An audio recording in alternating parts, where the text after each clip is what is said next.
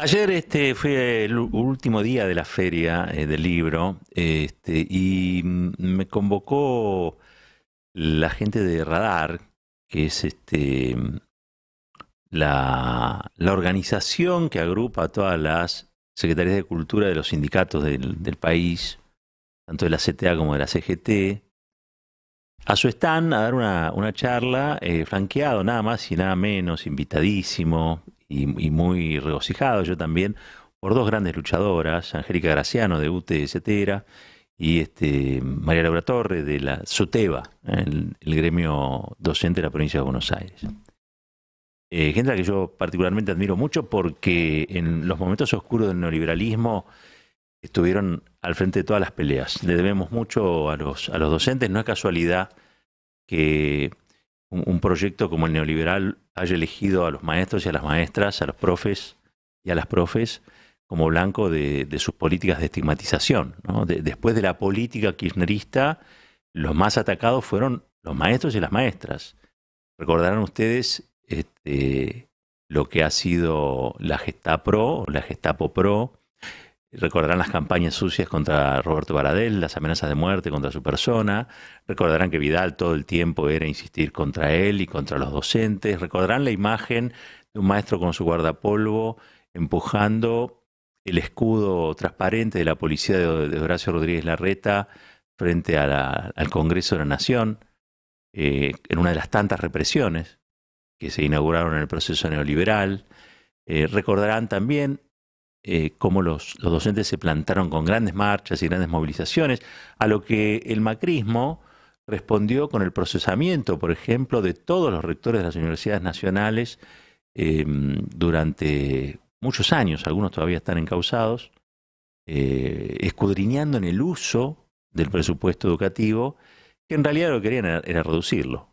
A fin de cuentas de eso se trató, las universidades la pasaron muy mal también. Yo por eso exijo muchas veces, creo que hubo o está por prepararse un gran acto, de que todo el sistema de conocimiento, la producción científica del país salgan a expresarse sobre el drama que implica el neoliberalismo, porque muchas veces hablamos de la noche de los bastones largos, como si la noche de los bastones largos fuera un episodio lejano del siglo pasado, cosa que es, pero hoy por hoy se prepara nuevamente el oscurantismo para reprender a aquellos que son dadores de conocimiento, productores de conocimiento y que lo quieren compartir democráticamente con el resto de la sociedad. ¿Por qué? Porque el paradigma que abriga el neoliberalismo es otro. No son los profes, los docentes, los maestros, las maestras los que deben socializar ese conocimiento, hacer que la escuela o la universidad sea la escalera social para que la gente viva mejor, sino que pretenden que lo hagan las empresas.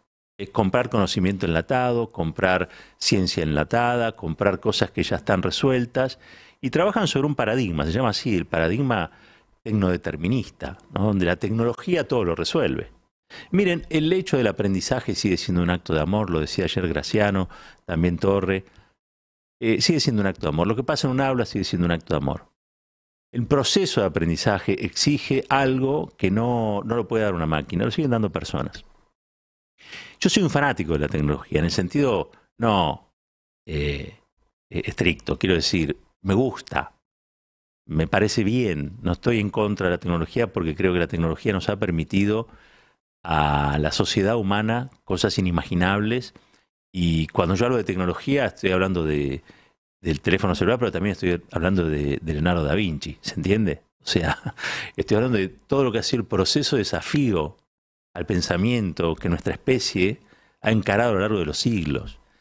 Y me parece increíble las cosas que ha logrado y conseguido, y las cosas que está logrando y consiguiendo.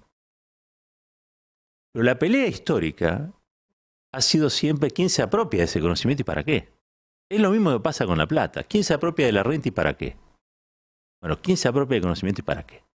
Durante la década del 90 se ha naturalizado que el saber o el dominio del destino está en manos de determinados sujetos, ¿no?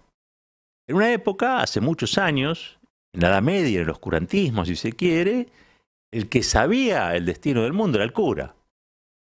Hablaba en una lengua que no se le entendía, el latín. Vamos a empezar por ahí. Le daba la espalda al resto de la gente y cuando quería tenía WhatsApp, tenía un chat con Dios. Y Dios le decía, bueno, ñato, vos tenés que hacer esto. La gente decía, el ñato dijo, nos tiramos todo al agua. Y la gente iba y se tiraba al agua. La palabra de Dios, encarnada en ese ñato, era una palabra que no se desafiaba. Estaba el poder de las cosas en esa palabra. Hoy el tiempo ha cambiado. Después de los 90, la palabra que se escucha, o la palabra que tiene el dominio de lo absoluto, o el dominio del futuro incluso, es la palabra del CEO. ¿No? Nosotros leemos toda la mañana el diario El Cronista, y el diario El Cronista tiene una columna semanal que es palabra de CEO. El CEO es el piloto del avión donde viajan los accionistas de una empresa. Es un empleado recontra jerarquizado, hasta que después capaz que mete 2 o 3 buenas campañas, 2 o 3 años donde le hizo ganar plata a la empresa y lo convierten en propietario también o en accionista. Entonces, el CEO, por ejemplo, Mañeto era el CEO de Clarín, hoy es uno de los dueños también, pero era el CEO de Clarín. Y así hoy el CEO ocupa ese lugar de autoridad, porque el CEO representa la autoridad de las empresas. Se nos ha metido en la cultura, esto tiene que ver con la cultura neoliberal, que las empresas son mejores que el Estado proveyendo servicios.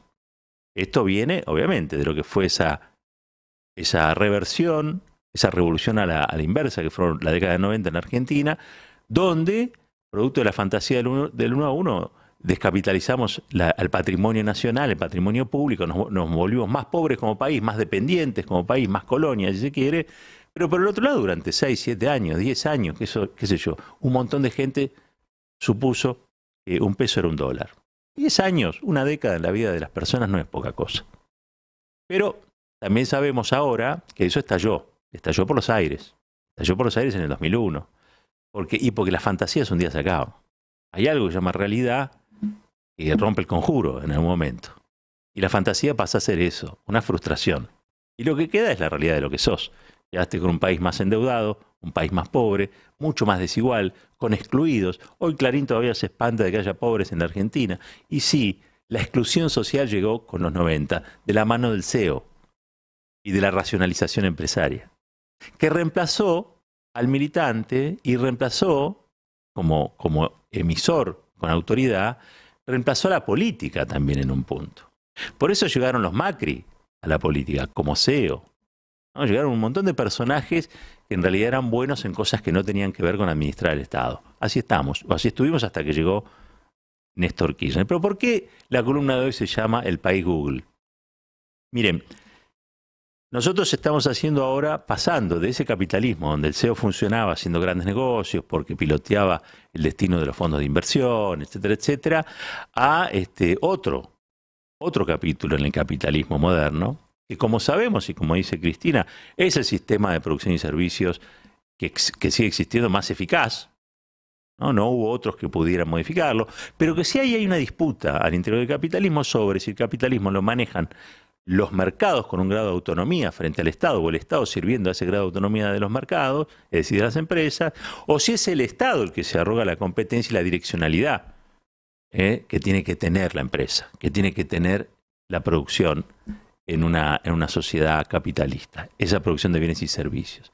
También está la discusión sobre si la tecnología la tiene que administrar el Estado, producir, administrar, enfocar el Estado, o lo tienen que hacer los privados.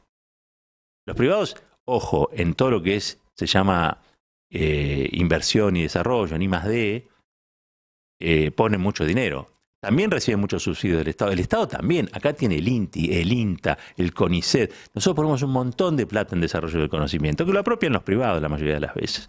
Y después los privados que se apropiaron de ese conocimiento que genera el Estado te lo quiere vender recontra caro a vos. Y te dice que el Estado no sirve para nada y lo que sirve son los privados. No. Cuando ellos te dicen que lo que sirve son los privados, en realidad lo que están diciendo es que quieren hacer negocio con tu plata. Es la forma en que los que saben hacer negocios hacen negocios. No hacen plata con plata propia, hacen plata con plata ajena. Y allí es interesante porque aparece entonces un nuevo paradigma, que es el de capitalismo de valorización financiera y con un altísimo componente del impacto de lo que se llaman las TICs o de las nuevas tecnologías, o si se quiere, esta explosión de la inteligencia artificial. Yo por un momento les pido que hagan el ejercicio de reemplazar inteligencia artificial por conocimiento, porque inteligencia artificial no es otra cosa que conocimiento aplicado. con un montón de otros desarrollos. Yo no soy un especialista, no soy un tecnólogo, pero sí con un montón de otros desarrollos que son fascinantes, realmente fascinantes. Uno está en interacción constante con esa inteligencia artificial y no puede creer lo que pasa o que sucede, pero inteligencia artificial hoy hay en casi todo. Ahora, también es cierto que esa evolución está, o pareciera estar, fuera del alcance de la mayoría de la gente, y que hay un sector que pretende utilizar ese desarrollo científico, técnico, esta verdadera revolución de la especie, esta revolución del conocimiento, para algo que es más viejo que el hongo del pan. Es decir, para acumular renta indefinidamente y hacer de ricos que ya son muy ricos, formidablemente ricos, y de pobres que son muy pobres, pobres recontra miserables.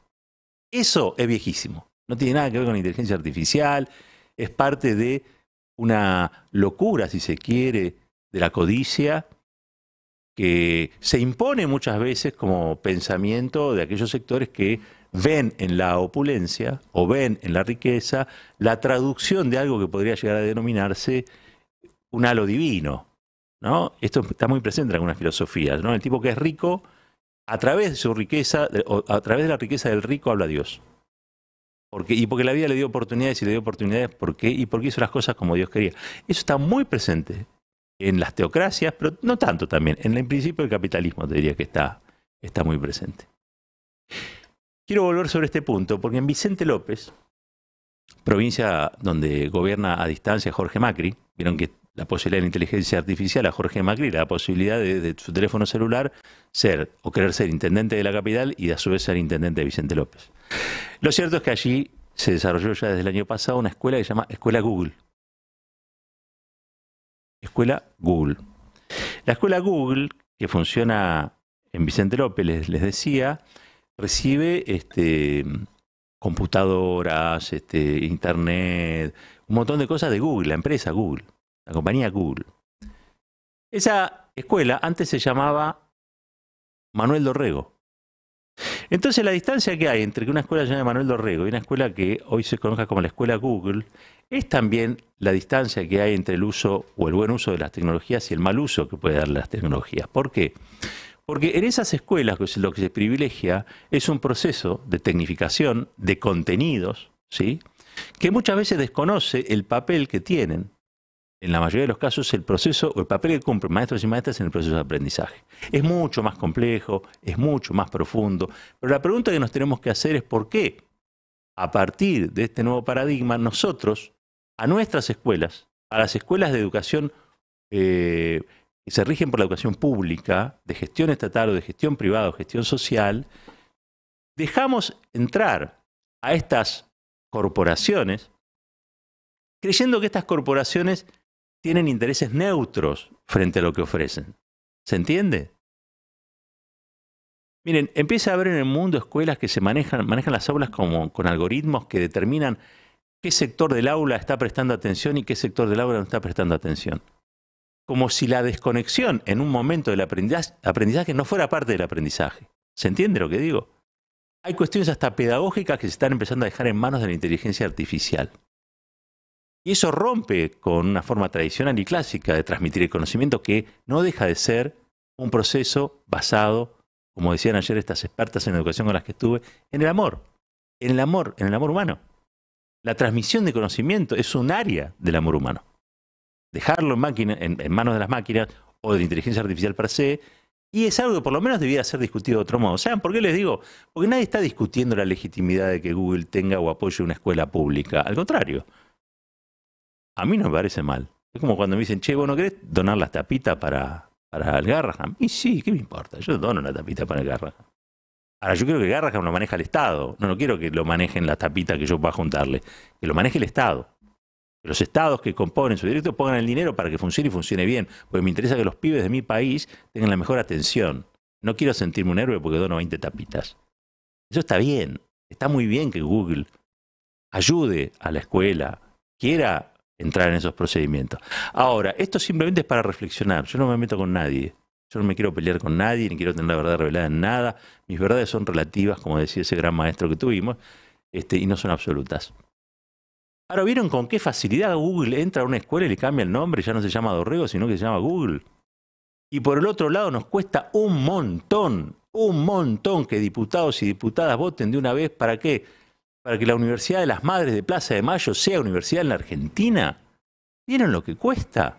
Porque pareciera que las madres son portadoras de una ideología que sí debe ser combatida. ¿Por qué? Y porque las madres no tienen, la verdad, vamos a decirlo, ni las madres, ni las abuelas, ni los hijos, ni yo, ni muchos, no tenemos como objetivo la creación de riqueza.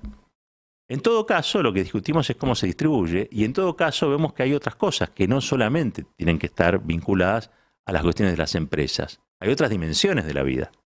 ¿Son importantes en el sistema de producción y servicio capitalista de las empresas? Sí. ¿Hay que tener discursos antiempresarios? No. ¿Es todo lo que vale en la vida? Pero por supuesto que no. La memoria, la verdad, la justicia, el amor, el sentido de comunidad, la felicidad, son todos conceptos muy humanos, a los que la inteligencia artificial se asoma. Por supuesto que sí. El único riesgo es que la inteligencia artificial casi siempre está generada con un sesgo. Es el sesgo de quien la genera. Y con esto termino. Hay una justicia en los Estados Unidos, en el Poder Judicial, en algunos sectores se implementó un programa por el cual los fallos judiciales los determinaba un algoritmo. Claro, uno piensa y dice, está muy bien eso, porque al fin de cuentas, mató, le escupió el ojo, le da 25 años. Y el algoritmo, le metían la información, el algoritmo decía 25 años, ¿viste? Como cuando vas al estacionamiento, entonces le das el ticket, apretás un botón y dice, tuvo tanto tiempo, tanta plata. Bueno, muchos se entusiasmaron con eso. Después se dieron cuenta que la mayoría de las condenas las recibían aquellos que eran de una etnia en particular, los afro, ¿sí? Los afroamericanos.